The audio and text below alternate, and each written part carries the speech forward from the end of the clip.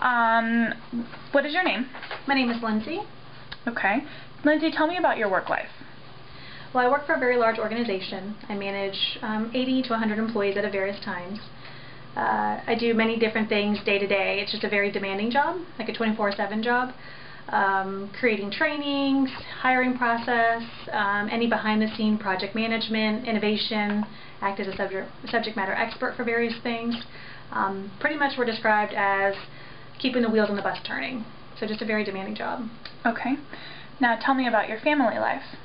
That too is very demanding. I am married with 3 children, 9, 3, and 6 months. So that keeps me very busy, as well as many other day-to-day interactions with them of running a household, soccer, dance, music lessons, singing lessons, school activities, things like that. Okay. Do you feel like you have a hard time balancing the two, work and home? I wouldn't say all of the time. There's definitely times, though, when you have conflicting priorities. So work is really demanding you do something that has to be done. There's a deadline, so you don't have any flexibility to move things around. And then at times your family can have those same conflicting priorities. So there could be times where there's overlap and struggles of who's going to win, but I wouldn't say it's an all-the-time issue. Okay. So are you familiar with the term work-life balance? Yes. Okay. Now, are there any strategies that you implement to create work-life balance in your life? I have to stay very organized. I plan day to day and then week to week. I find it's very hard to expand out to a monthly view because things change so frequently, especially with my job and or my family situation. So staying organized and flexible as well as prioritizing my day to day really helps me. Okay. Do you feel that there's anything that your organization does to help you in any way in achieving your work-life balance? My organization is very good at offering incentives for performance. So, I work from home for my job. In that piece alone, I have incentives of internet, phone, things like that. So there's always that monetary reward in the back of my mind that helps keep me motivated to have a good work-life balance and give to the organization. But at the same time, my manager is more of the one from the organizational perspective that's actually pushing for me to have that good work-life balance. So the company as a whole sets the stage, but it's my manager who really implements it. Okay. Is there anything that you wish your organization would do more so to help you improve work-life balance?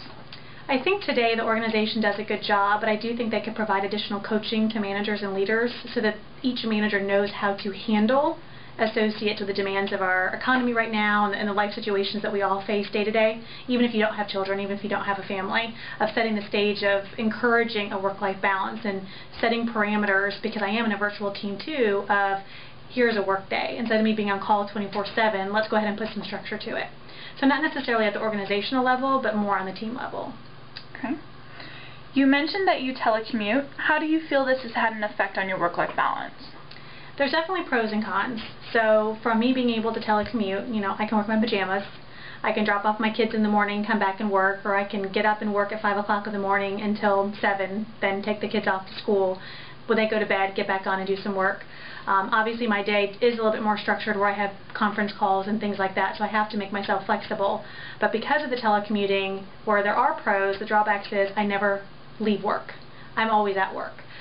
So whenever demands are there, I'm working at 3 o'clock in the morning, I'm working on weekends, whatever's needed to get the job done, you don't have that clock that you can punch in and punch out of. But you definitely are held accountable. So pros and cons, but I would have to say the pros outweigh the cons. Okay. Do you feel the recession has had any influence on your work-life balance? I think it has, and I wouldn't say me personally, but people in general.